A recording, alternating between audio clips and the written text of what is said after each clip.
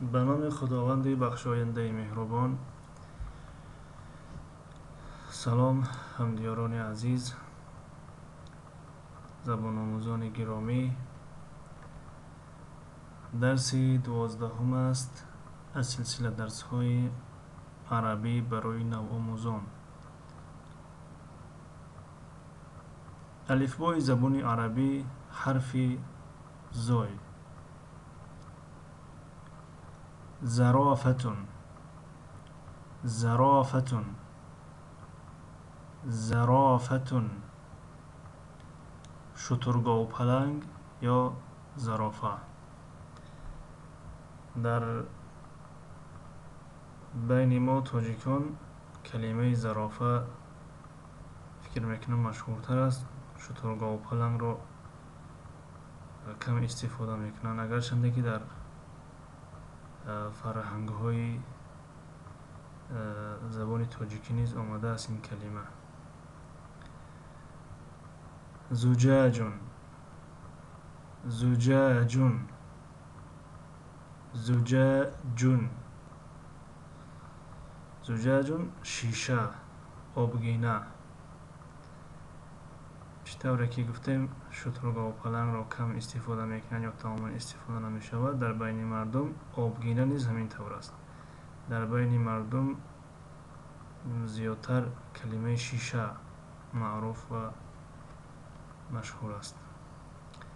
زی، زیون، زیون، زیون. لباس، پوشاک.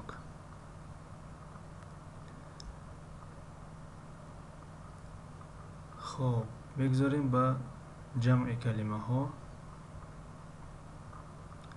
زرافتون یا زرافتون شکل تنهای کلمه زرافه است. جمعش زرافاتون، زرافاتون،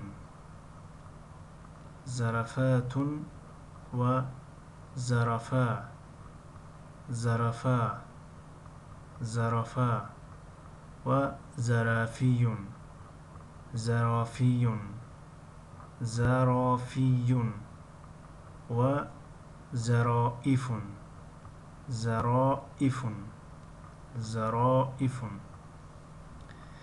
زجاجون و زجاجتون شکل تنهای کلمه شیشه است. جمعش زجاجاتون، زجاجاتون، زجاجاتون. زی، زیون معنیش لباس است، لیکن لباسی رسمی را میگویند. یعنی زی المدرسی میگویند. زی المدرسی لباسی مکتبی. زی الجامعی لباسی دانشگاهی. یعنی لباس هایی که رسمی هست. چخیلی در این رسم آورده شده است.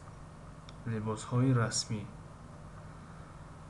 زیون شکل تنهای کلمه لباس است و جمعش ازیاءون، ازیاءون، ازیاءون.